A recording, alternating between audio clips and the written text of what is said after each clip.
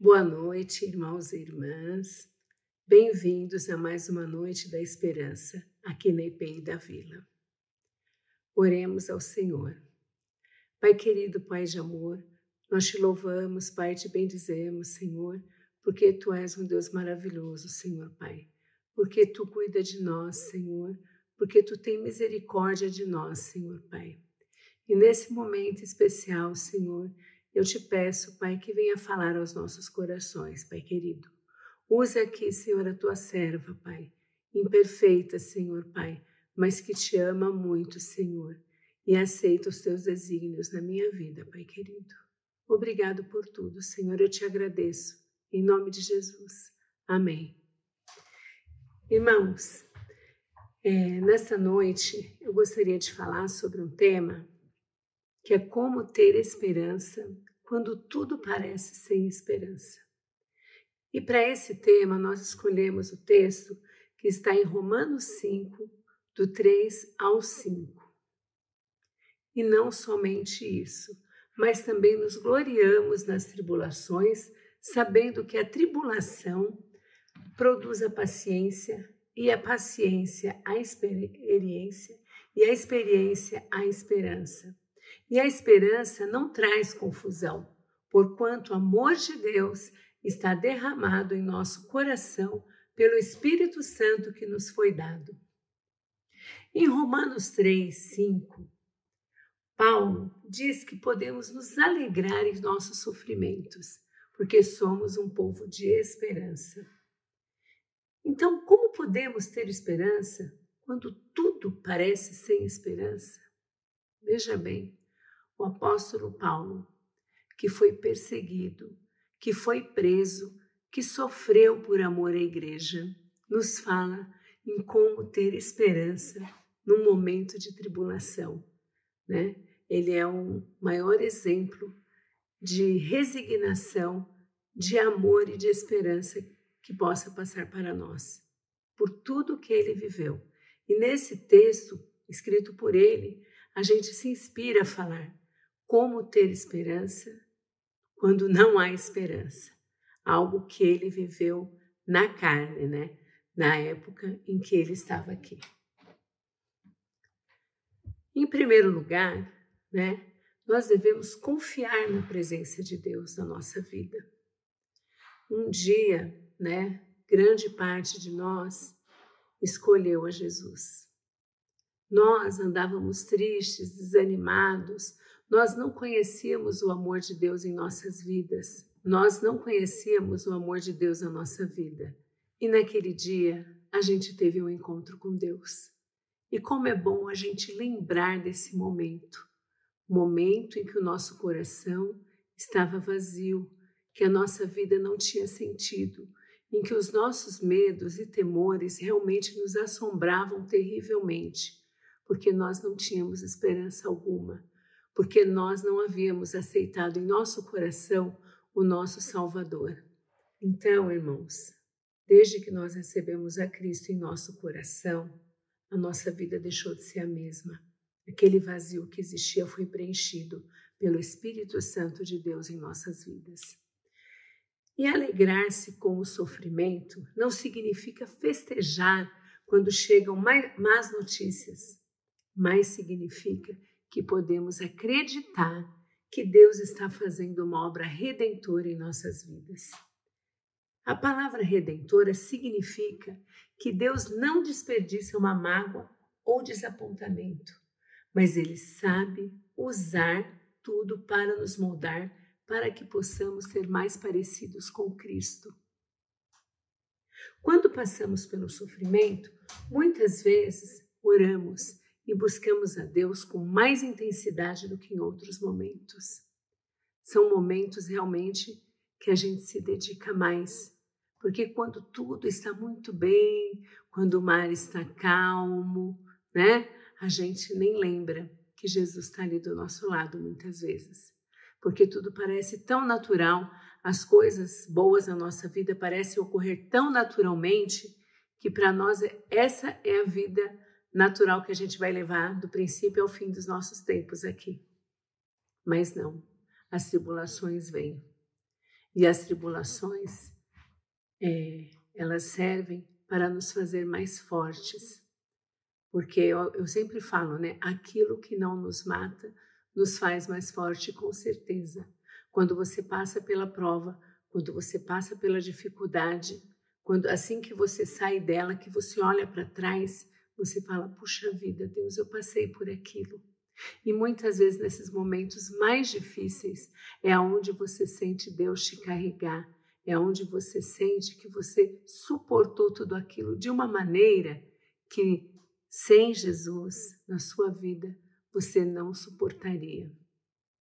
Então, muitas vezes a gente passa assim pela tribulação, mas para que nós nos tornemos mais fortes, pois são nos momentos mais difíceis que nós mais nos aproximamos de Deus. Eu lembro de uma época da minha vida em que eu passei muitas tribulações. Foram umas dificuldades muito grandes no nosso trabalho, na nossa empresa, na nossa vida familiar. E muitas vezes eu estava dirigindo, eu parava o carro, eu colocava um hino no último volume e eu louvava a Deus de uma maneira tão intensa, tão forte, que muitas vezes no momento de alegria a gente deixa de compartilhar esse momento com Deus. E numa esperança tão grande, e ali eu ajoelhava, e ali eu orava, e ali eu clamava dia a dia, hora a hora, intensamente, quando eu estava passando pelo problema. E assim que o problema passava, a gente vai retornando à nossa vidinha normal, achando que tudo faz parte e tudo é bênção de Deus na nossa vida. Mas os tempos ruins servem para mostrar o que Ele pode fazer em nós, porque o ouro só se refina quando passa pelo fogo. E no sofrimento o Senhor nos refina e nos faz mais fortes. Confie na provisão de Deus. Muitas vezes, o inimigo, eu não gosto muito de falar essa palavra, né? Mas muitas vezes o mal nos rodeia, nos apontando os nossos pecados para que nós acreditemos que nós não somos dignos da graça de Deus na nossa vida. Mas Jesus morreu por todos, e Ele amou mais a quem mais pecou. Eu sempre ouço isso e eu reflito, porque a astúcia do inimigo é muito grande em, na hora do sofrimento, colocar que nós somos indignos da graça de Deus. Mas Deus é tão maravilhoso que Ele, em sua infinita graça, nos deu seu Filho, para que morresse por nós e nos fizesse livres do pecado. Se eu confesso o meu pecado e eu me arrependo, o Senhor me perdoa. Eu não tenho por que carregar mais isso, porque Jesus a carregou na cruz. Eu confio também na provisão de Deus, quando eu lembro daquela mulher, né, que tinha aquele fluxo de sangue há muitos anos na vida dela, e ela vivia no povo judeu, onde uma mulher, quando ela estava nessa situação, ela era considerada imunda, né? Mas ela ousou tocar nas vestes de Cristo, apesar da sua condição de imunda. E dali saiu o poder, e o Senhor a curou. Então, irmãos, muitas vezes a gente ora achando que a graça não vai ser recebida porque nós temos um ou outro pecado, porque nós não somos perfeitos, porque nós poderíamos ser melhor. Mas a palavra do Senhor fala que a gente vem como a gente está. Deus é quem faz a obra na nossa vida, né? E nós não podemos nos sentir rejeitados por isso. É mais uma prova do amor de Deus na nossa vida, que nós possamos nos aproximar e se render a esse amor e aceitar esse sacrifício maravilhoso que Cristo fez por nós, porque seria em vão se nós não aceitássemos. Então, quando nós oramos e nós temos um problema, é sempre comum a gente colocar tudo aquilo que fez a gente passar por aquilo. E muitas vezes nós mesmos nos condenamos. Não, foi porque eu fiz isso, foi porque eu fiz aquilo.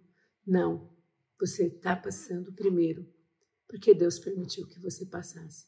Segundo, para que lá na sua miséria o Senhor se manifeste a glória dele na sua vida. Esse é um momento especial. A gente passa pela tribulação, é difícil, mas nós confiamos que Deus está cuidando. Eu conheço, já estou um pouquinho velhinha assim, né? Eu vejo assim, nos anos que eu vivi, né? A resposta de oração de mães que já estão na glória, que elas não viram, né, o que Deus fez na vida dos filhos delas.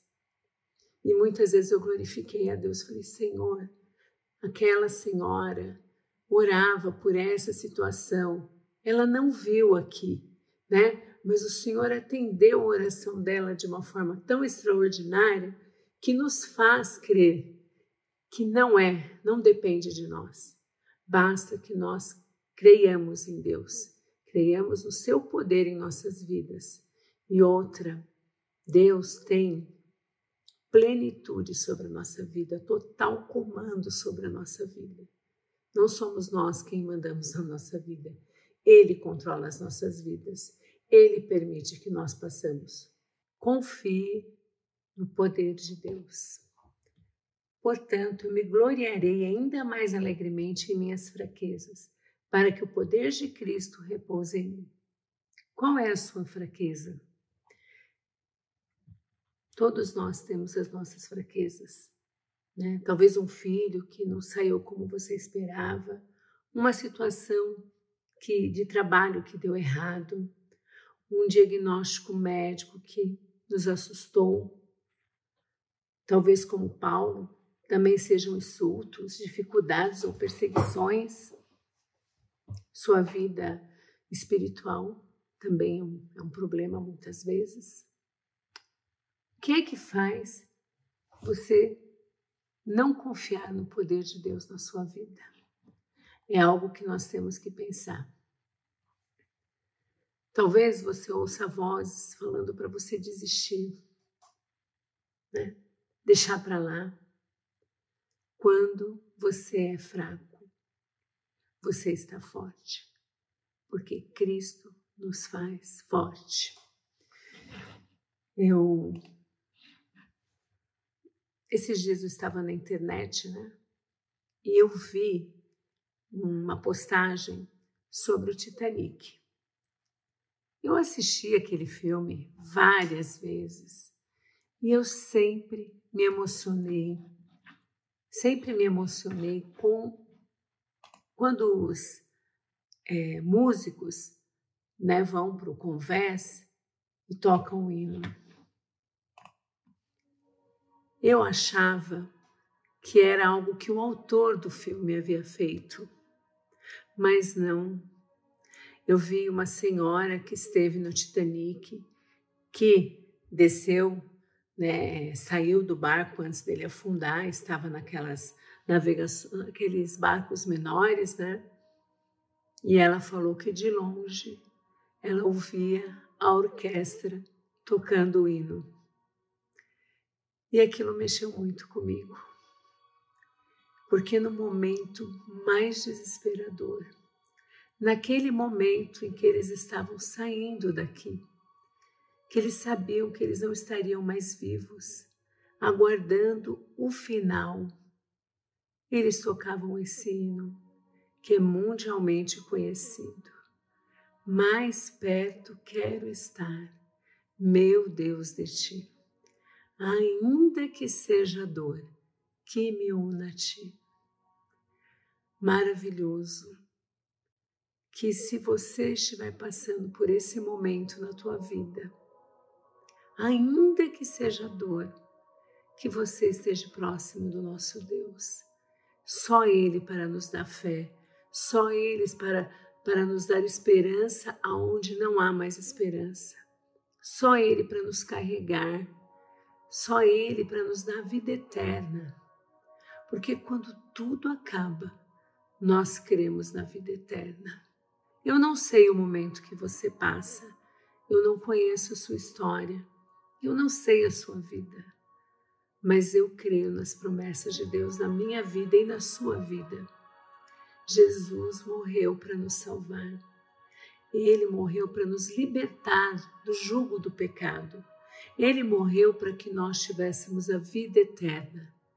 E não importa os momentos difíceis que nós passamos aqui, porque eu creio que o que passamos aqui é um grão de areia no deserto, perto daquilo que Deus tem para nós.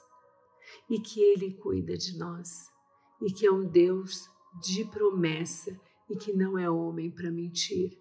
Eu não sei qual é o seu problema, mas eu peço que você se coloque agora diante dele.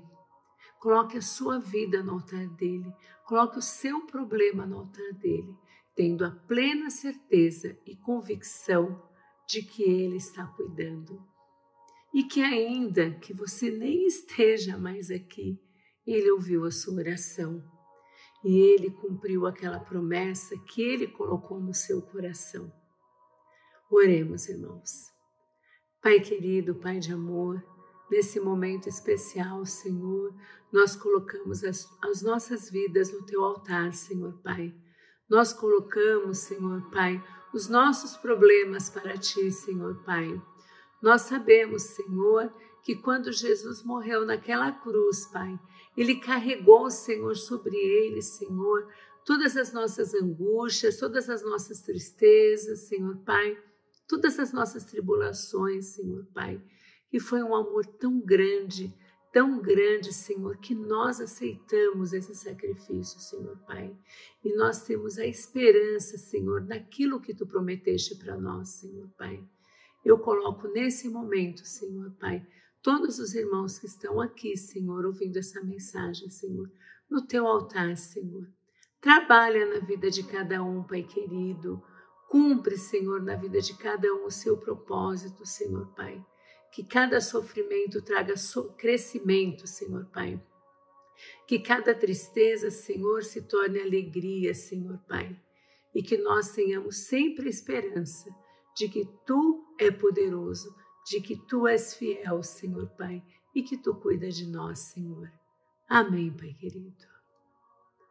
Boa noite, irmãos, e até a próxima semana.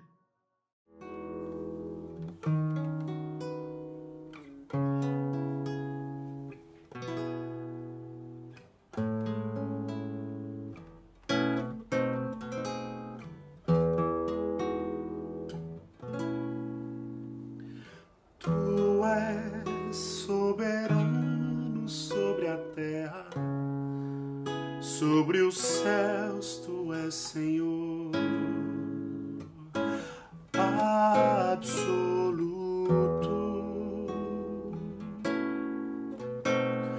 Tudo que existe acontece, tu sabes muito bem. Tu és tremendo.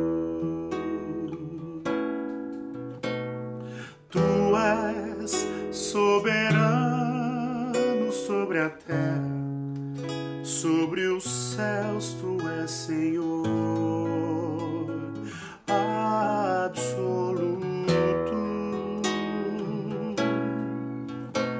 Tudo que existe acontece, tu sabes muito bem. Tu és tremendo. E apesar desta glória que tens, tu te importas comigo também. E esse amor tão grande eleva-me, amar-me a ti. Tu és tremendo. E apesar desta glória que tens,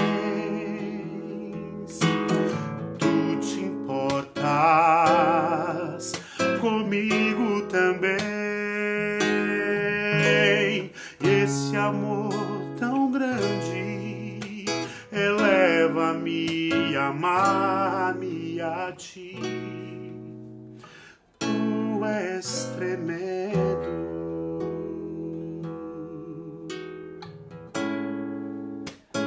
Tu és tremendo.